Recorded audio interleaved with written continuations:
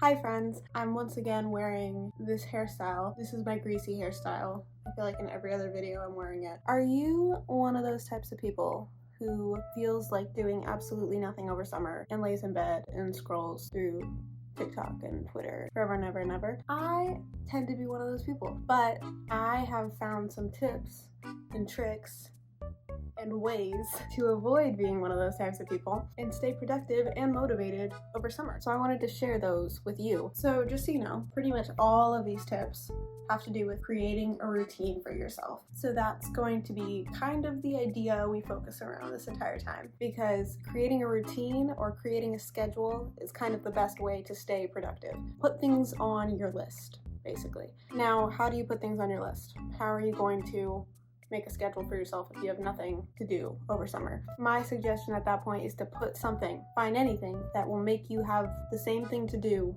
weekly or daily, whatever. Maybe you want to take a summer class, or maybe you want to take a gym class. I don't know. It just has to be something that'll end up on your schedule at the same time every week so that you have something you always have to be doing. But regardless, you're going to choose one major task or one major something that will be there. For example, for me, I have work, which is going to be at the same time every week, which if you have work that's not at the same day or time every week, that's fine too. It's still something to get you out of bed, get you to do something. And then I also have summer classes. So I know that every week I'm going to have to be doing those classes, get out of bed, or I guess I could do it in bed, but we'll get to that. And then also I have to go to work, so I have to leave my house to go do something. And if you don't have something like that, like a task, you can create yourself a goal. My goal personally is to just work as much as possible, or work as much as I can this summer. I work at a preschool, so it's possible for me to take substitute positions. So my goal is every time someone asks me and I can do it, to do it. The reason for that is not a lot of people ask, and I need as much money as I can this summer. So that's a goal for me. You also can create goals that have nothing to do with your major tasks, is what we're calling them, like work or school or whatever. I'll call these side goals. My side goal this summer is to keep a streak on Duolingo for the entire summer. Actually, it's past the entire summer, but setting realistic goals. I should also mention that one of my goals is YouTube. To be doing about a video a week. Find things for side goals that you want to do, you want to learn. Maybe that's an instrument or a language like I am. Maybe you have a reading goal. I don't know, something that you want to do by the end of summer. Maybe you want to be able to casually play guitar by the end of summer. But the whole idea is to set up a very realistic goal, whether that be for work or for school or one of your side goals. Don't make it something you know you cannot achieve realistically. Like, for example, with me doing Duolingo every day, that doesn't mean I'm going to be doing 30 minutes a day, because I know that's not realistic for me. That means I'm going to get on the app and do a lesson in 1 minute, or I'll be using a streak freeze because I don't want to do a lesson that day. But the fact that I have the goal means that some of the days I'll be doing a 30-minute lesson. Once you have all those goals, here's what I like to do as someone who is a very type A planning type person. Get a calendar, put it on it. I love the Apple Calendar. I love color coding my stuff, and I love making it look all pretty and nice. Make your work one color, make your side goals another color, but set aside time to be doing those things. Of course, if you're gonna set up a time and you know you're not gonna stick to it, don't do it. Again, realistic goals. The only way to achieve anything is by making your goals realistic. But if you think you can stick to a time every day or every week, then it'll help you stay in that routine. Now, you have your goals. Have you made them? Think of them in your head. Once you have them and you've decided what you're gonna be doing, you're gonna stick to it. And here is how. You are going to choose a time you have to get out of bed by every single day. Again, it's not gonna be a crazy time, it's a realistic time. So if you're like me, that's probably like have to get out of bed by 8 a.m. That's very realistic for me. I don't like setting an alarm over summer if I don't have to. Like for work, I'll set an alarm, but if it's something I'm not required to be doing like at a certain time, I don't set an alarm. Though, if you are someone who knows you need an alarm to get up, then you should set an alarm. If your realistic time to get up is noon or later, make it realistic. I suggest getting out of bed before noon, but the only way to get yourself down to an earlier time is to slowly inch yourself. So if you're not waking up till 4 p.m., don't put your alarm for 6 a.m. You're gonna put it at 2 p.m.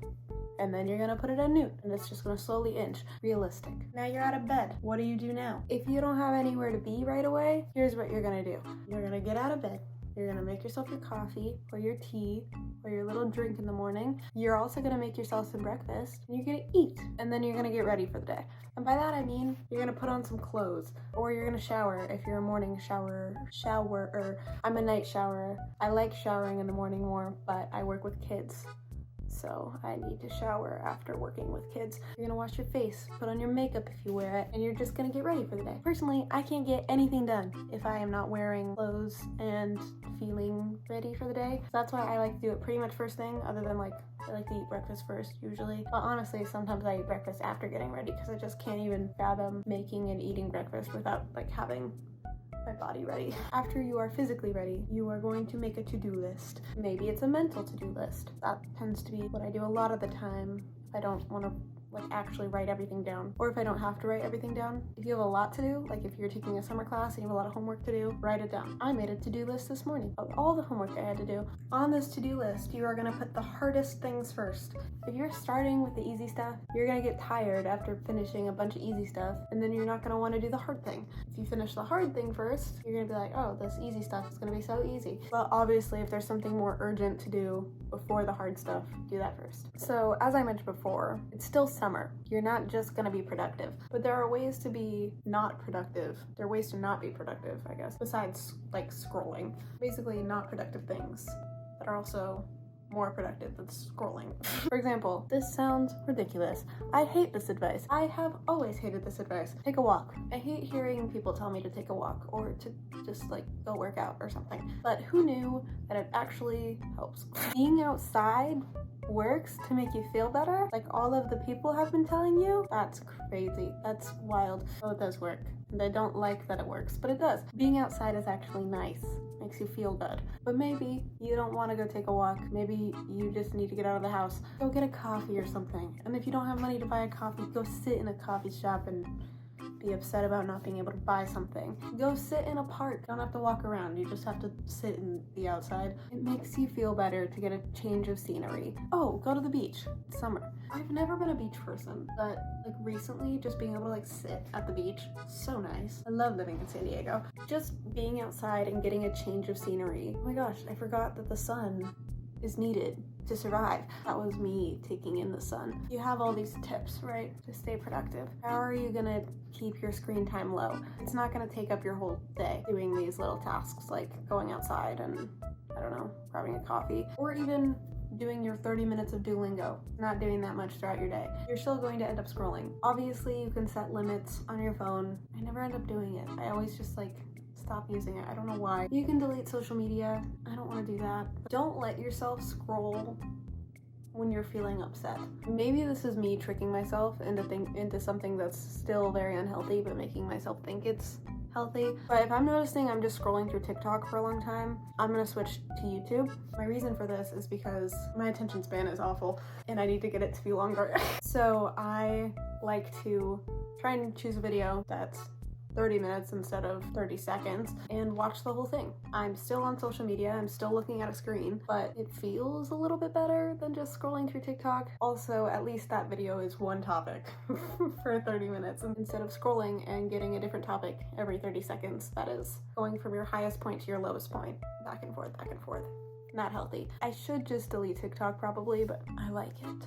Well, that's pretty much it. Those are my tips. Well, I'm not the smartest person in the world, but I am pretty productive, so I hope you like my tips, I guess. I did want to say thank you for almost 2,500 subscribers. Oh my gosh. I didn't get to say thank you for 1,000 or for 2,000 because those were happening when I was not filming videos, but I'm so close to monetization, which that's just crazy to me because I don't know if you know this, the goal is 1,000 subscribers, 4,000 watch hours to get. I am at like 3,400 watch hours, so I'm super close, and that's definitely one of my goals for summer, I should mention. So I really appreciate all the love from these videos. I'm so excited to be posting them. I love it a lot. So I hope you stick around to watch some more videos. So thank you for watching this video. Go check out my others if you enjoyed my tips, or me, I guess.